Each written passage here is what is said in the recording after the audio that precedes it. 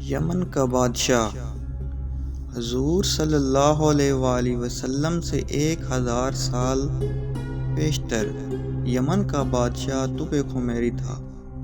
ایک مرتبہ وہ اپنی سلطنت کے دورہ کو نکلا۔ 12,000 عالم اور حکیم اور 1,32,000 سوار، 1,13,000 پیادہ اپنے ہمراہ لیے ہوئے اس شان سے نکلا کہ جہاں بھی پہنچتا اس کی شان و شوکت شاہی دیکھ کر مخلوق خدا چاروں طرف نظارہ کو جمع ہو جاتی تھی۔ یہ بادشاہ جب دورہ کرتا ہوا مکہ معظمہ پہنچا تو اہل مکہ سے کوئی اسے دیکھنے نہ آیا۔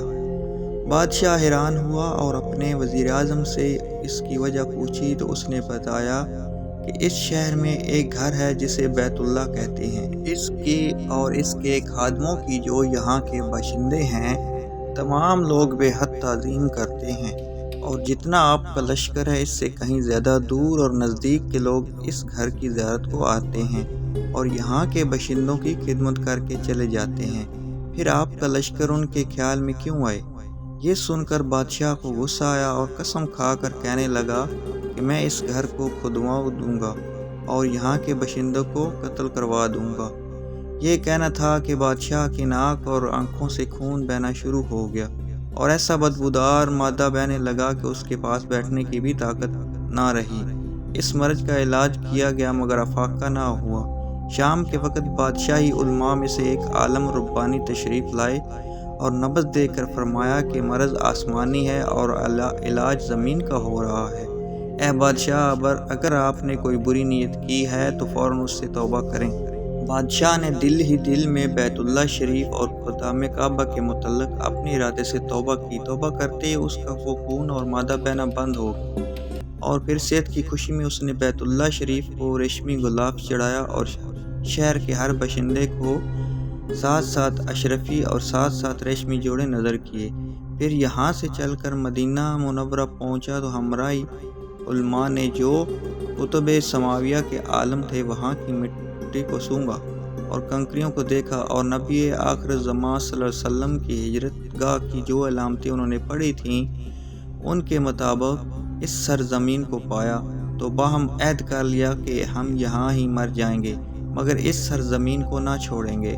اگر ہماری قسمت نے یاوری کی تو کبھی نہ کبھی جب نبی آخر زمان صلی اللہ علیہ وسلم تشریف لائیں گے ہمیں بھی زیارت کا شرف حاصل ہو جائے گا، ورنہ ہماری قبروں پر تو ضرور کبھی نہ کبھی ان کی جوتیوں کی مقدس خاک اڑ کر پڑ جائے گی جو ہماری نجات کے لیے کافی ہے۔ یہ سن کر بادشاہ نے ان عالموں کے واسطے 400 مکان بنوائے اور اس بڑے عالم ربانی کے مکان کے پاس حضور کی خاطر ایک 2 منزلہ عمدہ مکان تعمیر کروایا، اور وصیت کر دی کہ جب آپ صلی اللہ علیہ وسلم تشریف لائیں تو یہ مکان آپ کی آرام گاہ ہو، اور ان 400 علماء کی کافی مالی امداد بھی کی اور کہا کہ تم ہمیشہ یہیں رہو۔ اور پھر اس بڑے عالم ربانی کو ایک خط لکھ دیا اور کہا کہ میرا یہ خط اس نبی آخر زمان صلی اللہ علیہ وسلم کی خدمت اقدس میں پیش کر دینا، اور اگر زندگی بھر تمہیں حضور کی زیارت کا موقع نہ ملے تو اپنی اولاد کو وصیت کر دینا کہ نسل کے بعد نسلاً میرا یہ خط محفوظ رکھیں حتیٰ کہ سرکار ابد قرار صلی اللہ علیہ وسلم کی خدمت میں پیش کیا جائے۔ یہ بادشاہ وہاں سے چل دیا۔ وہ خط نبی کریم صلی اللہ علیہ وسلم کی خدمت اقدس میں 1000 سال بعد پیش ہوا۔ کیسے ہوا اور خط میں کیا لکھا تھا سنیے اور عظمت حضور کی شان دیکھیے۔ کم ترین مخلوق طب اول خمیری کی طرف سے شفیع المذنبین سید المرسلین محمد رسول اللہ، اما بعد، اللہ کے حبیب، میں آپ پر ایمان لاتا ہوں اور جو کتاب آپ پر نازل ہوگی اس پر بھی ایمان لاتا ہوں، اور میں آپ کے دین پر ہوں۔ بس اگر مجھے آپ کی زیارت کا موقع مل گیا تو بہت اچھا اور غنیمت، اور اگر میں آپ کی زیارت نہ کر سکا تو میری شفاعت فرمانا اور قیامت کے روز مجھے فراموش نہ کرنا۔ میں آپ کی پہلی امت میں سے ہوں اور آپ کے ساتھ آپ کی آمد سے پہلے ہی بیعت کرتا ہوں۔ میں گواہی دیتا ہوں کہ اللہ ایک ہے اور آپ اس کے سچے رسول ہیں۔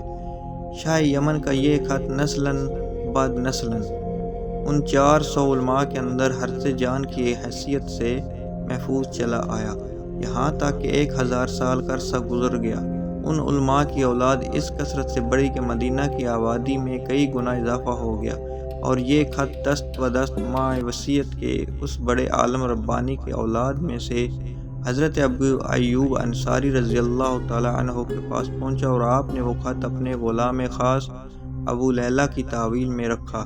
اور جب حضور صلی اللہ علیہ وسلم نے مدینہ ہجرت فرمائی اور مدینہ کی الوداعی گھاٹی سنیات کی گھاٹیوں سے آپ کی اونٹنی نمودار ہوئی، اور مدینہ کے خوش نصیب لوگ محبوب خدا کا استقبال کرنے کو جوق در جوق آ رہے تھے، اور کوئی اپنے مکانوں کو سجا رہا تھا، تو کوئی گلیوں اور سڑکوں کو صاف کر رہا تھا، اور کوئی دعوت کا انتظام کر رہا تھا، اور سب یہی اصرار کر رہے تھے کہ حضور صلی اللہ علیہ وسلم میرے گھر تشریف لائیں۔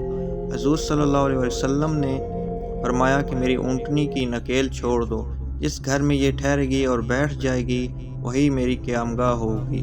چنانچہ 2 منزلہ مکان جو شاہ یمن طوع خمیری نے حضور کی خاطر بنوایا تھا، وہ اس وقت حضرت ابو ایوب انصاری رضی اللہ عنہ کی تحویل میں تھا۔